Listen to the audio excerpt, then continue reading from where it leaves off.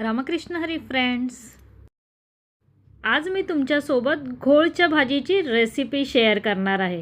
हिला चिवई असेही म्हणतात। ही रानभाजी आहे, सीझनलाच भेटते। ह्या भाजीमध्ये भरपूर माती असते, म्हणून तिला व्यवस्थित साफ करून घ्यायची। भाजी व्यवस्थित घोळून घेतली की माती खाली राहते।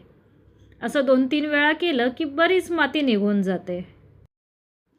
माती काढल्यानंतर आता ह्या भाजीचे जे देठ असतात म्हणजे जाडवाले, कोवळे देठ नाही, जाड देठ जे असतात ते काढून टाकायचे असतात। त्यासाठी भाजी अशी चुरगळायची। चुरगळल्याने काय होतं, जे जाड देठ असतात ते या भाजीपासून बऱ्यापैकी वेगळे होतात।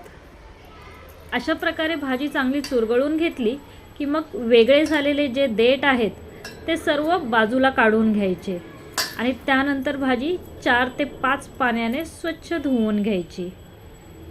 ही भाजी चविष्ट तर खूप आहे, चवीला आंबट आहे, पण हिचे जे पौष्टिक गुणधर्म आहेत ते खूपच छान आहेत। म्हणजे ज्यांना हार्ट प्रॉब्लेम आहे त्या लोकांनी नेहमी जर ही भाजी त्यांच्या जेवणात ठेवली तर हार्ट अटॅकचा जो प्रॉब्लेम असतो तो कमी होतो। सो आता इथे हे देठ मी वेगळे काढलेले आहेत। आता आहे भाजी स्वच्छ धुण्याची वेळ। 4 ते 5 पाण्याने भाजी स्वच्छ धुवून घ्यायची। तुम्ही आता इथे पाहू शकता की किती माती आहे यामध्ये, त्यामुळे ही भाजी 4 ते 5 वेळा कंपल्सरी धुतलीच पाहिजे। तुम्ही घोळची भाजी करता का तुमच्या घरी? तुमची रेसिपी काय आहे नक्की मला कमेंटमध्ये शेअर करा। तुमची रेसिपी मी सर्वांसोबत शेअर करेन, जेणेकरून सर्वांना भाजी बनवण्याच्या वेगवेगळ्या पद्धती समजतील। भाजी तर स्वच्छ करून झाली, आता भाजीला फोडणी द्यायची। त्यासाठी एक वाटण करून घ्यायचं आहे। वाटण करण्यासाठी मी मिक्सरच्या भांड्यामध्ये 1 वाटी शेंगदाणे, 3 मिरच्या, थोडासा लसूण घेतला आहे। हे वाटण ओबडधोबड वाटायचं, एकदम बारीक पेस्ट नाही करायची। मग एक कांदा चिरून घ्यायचा।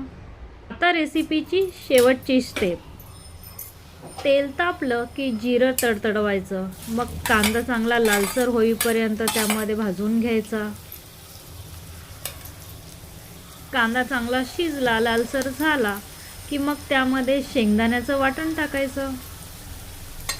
हे मिश्रण चांगलं परतवून घ्यायचं।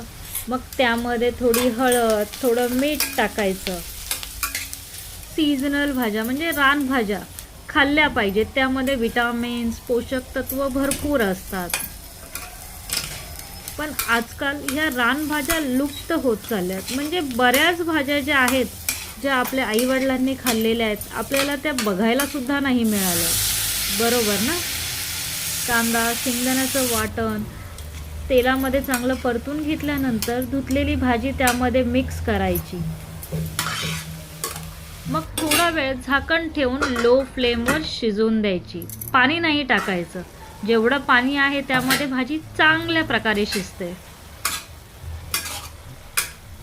ही भाजी चवीला आंबट असते, म्हणून थोडासा गूळ टाकायचा।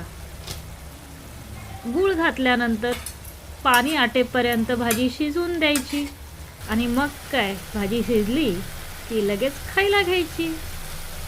मैत्रिणींनो, अशाच नवीन व्हिडिओसाठी सखी चॅनलला सबस्क्राईब करा आणि हो, व्हिडिओला लाईक सुद्धा